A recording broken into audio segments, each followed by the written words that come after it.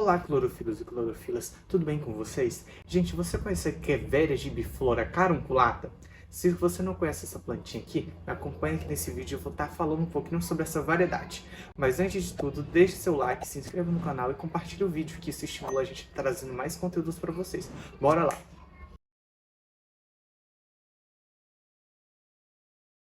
Bem, essa daqui é a Echeveria gibiflora carunculata, ou seja, ela é uma planta pertencente ao gênero botânico Echeveria e do subgrupo ou subfamília gibiflora, que basicamente são echeverias de porte maior. São caracterizadas por serem plantas com formato de roseta, tá?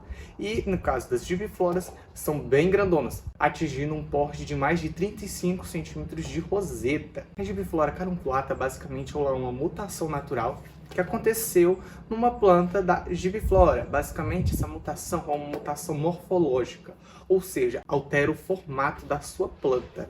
No caso desse em específico, a alteração veio nas suas folhas, gerando essas protuberâncias que são conhecidas como carúnculas. Uma coisa interessante sobre essa planta aqui é que ela é a mamãe de todas as suculentas que possuem verrugas. Todas as plantas que possuem verruga têm ancestralidade através dessa carunculata. E quem deu início a esse número de suculentas com verruga foi o nosso querido e famoso, mais amado hibridizador, o Dick Wright. Basicamente, lá pelo século XX, o Dick Wright teve acesso a uma variedade da Echeveria carunculata, e ele fez os seus estudos e tentou fazer uma autopolinização, que basicamente consiste no processo de você fazer a troca do pólen, a troca dos gametas da flor. No caso, sendo autopolinização, foi da planta com ela mesma. Ele semeou as plantas vindas desse autocruzamento e notou que um quarto das plantas que vieram dessas sementes possuíam essa característica de possuir carúnculas. E ele descobriu que o quê? Com isso, essa característica, essa morfologia diferente de dar carúnculas nas folhas, tem algo a ver com a genética. E, inclusive, ela pode se passar como herança genética para as futuras gerações.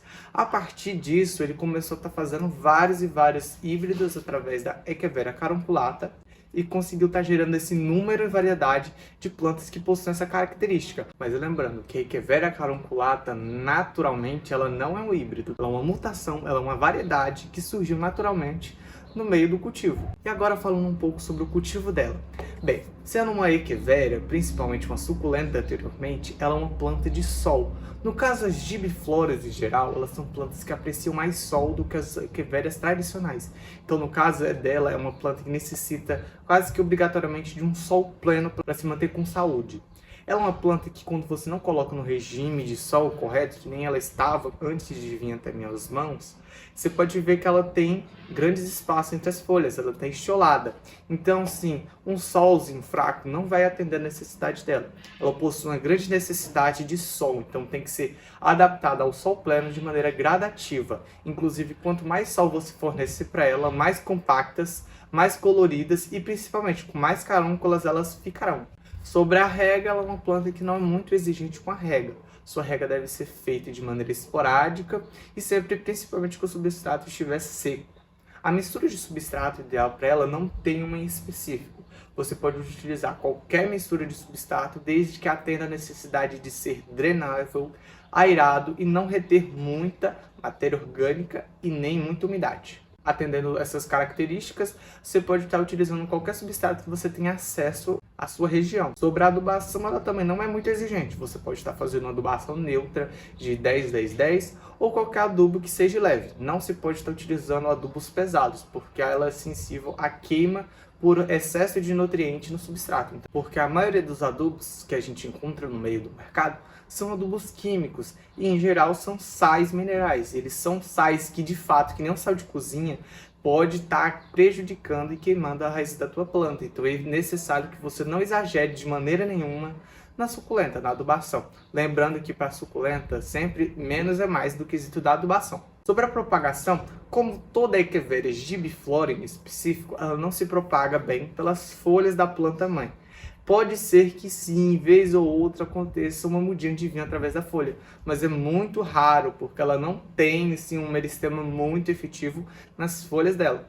Então, o melhor meio de você estar propagando a tua Echeveria carunculata é através da poda. Você corta ela deixando folhinhas no caule, aí sim virar um brotinhos. ou você pode estar fazendo mudas pelas hastes florais, que aí sim, no caso da haste floral, principalmente da gibiflora, elas têm um porte maior, têm maior reserva de nutriente e inclusive possuem maior quantidade de nutrientes e de hormônios, tanto que por isso que geralmente as cochonilhas preferem as hastes florais, porque elas têm mais nutrientes, mais hormônios e têm uma seiva mais doce. Aí basicamente é só você cortar a haste floral, esperar cicatrizar e fazer o plantio. Lembrando que deve esperar primeiramente, antes de cortar a haste floral, esperar as flores abrir. Após as flores abrir, você corta as partes que tem flor e essa parte do caulezinho da haste floral você pode plantar assim que ele tiver cicatrizado, que aí sim virá mudinhas.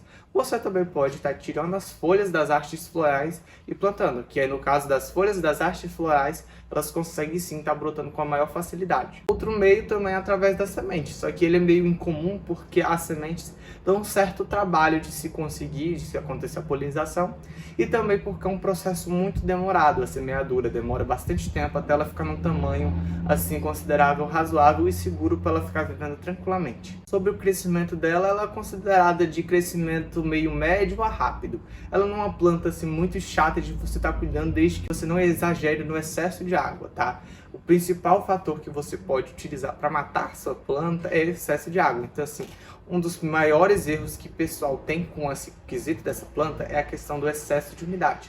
Para você manter sua planta no tempo, no sol e da chuva, é necessário você deixar um substrato com pouca matéria orgânica e muito drenável, tá? Para que ela não sofra problema na época da chuva.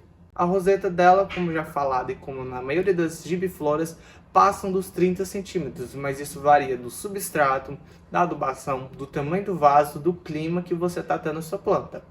A Echeveria gibiflora, ela tem uma característica muito interessante, que ela fica pescoçuda naturalmente. Ela não fica estiolada, no caso ela vai crescendo e vai tomando uma certa altura. Então nesse caso é uma planta que precisa sim de estar fazendo uma poda. Tem gente que não gosta muito de estar cortando a planta, mas quando ela começar a ficar pescoçuda, com um caule muito comprido, é necessário você estar fazendo uma poda, porque no caso das gibiflores que possuem verruga, a poda estimula elas a ficarem mais bonitas e inclusive a ter mais geração de carúnculas, né? O estresse que você faz com a poda faz com que ela ative mecanismos de resistência que faz com que ela gere mais carúnculas ainda. Sobre o tamanho de vaso, ela não é muito exigente no quesito dos vasos, desde que sejam furados, tá? Pelo amor de Deus, não vai plantar uma planta num vaso sem furos, tá? Elas precisam de certa drenagem. E no caso do tamanho do vaso, você pode deixar ela em um vaso de tamanho a pote 15, a cuia 21 para mais, tá? Isso varia de acordo com o tamanho dela. Lembrando que plantas com vasos pequenos têm tendência a não crescer muito, né? A muda de vaso dela tem que ser feita de maneira progressiva. Conforme a planta vai crescendo, aumentando o tamanho dela, você vai aumentando o tamanho do vaso dela. Nada de colocar uma planta muito pequena num vaso muito grande. Isso facilita com que aconteça o excesso de água e você consiga apodrecer ela. Então, para evitar esse problema, você vai mudando conforme ela vai crescendo. Tem plantas que pode passar dos 30 centímetros fácil, tá? Então, nesse caso, às vezes é preciso você ter um vaso enorme para conseguir colocar ela. Sobre a coloração dela, é uma planta muito interessante. Ela possui uma camada de pruína, tá? Que pruína basicamente é a camada de cera em pó que tem sobre as suas folhas.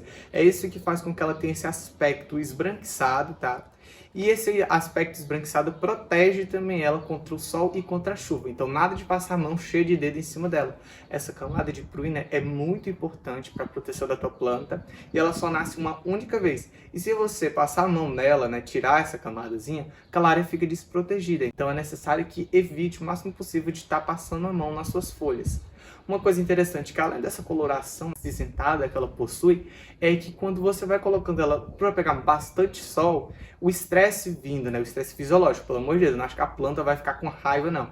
O estresse fisiológico da planta faz com que ela gere a antocianina, que é uma substância que auxilia na proteção da sua planta e também é um pigmento de coloração, então ela fica mais colorida. fica mais compacta e mais colorida. As cores dela tendem a ir para um lado rosado, então quando ela está bem estressadinha, ela fica tons de azul, meio laranjado, meio rosado, varia, tem um certo degradezinho dependendo do estresse que ela está sofrendo. E sobre a flor dela também, uma coisa muito interessante é que ela dá hastes florais que podem passar dos 50 centímetros de altura, então fica muito grande, e ela dá flores com formatos de sino que geralmente são da cor rosa.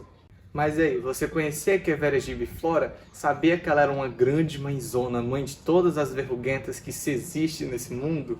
Diz aí no comentário o que você achou sobre o vídeo e se você tem dessas plantas na sua coleção. Até mais!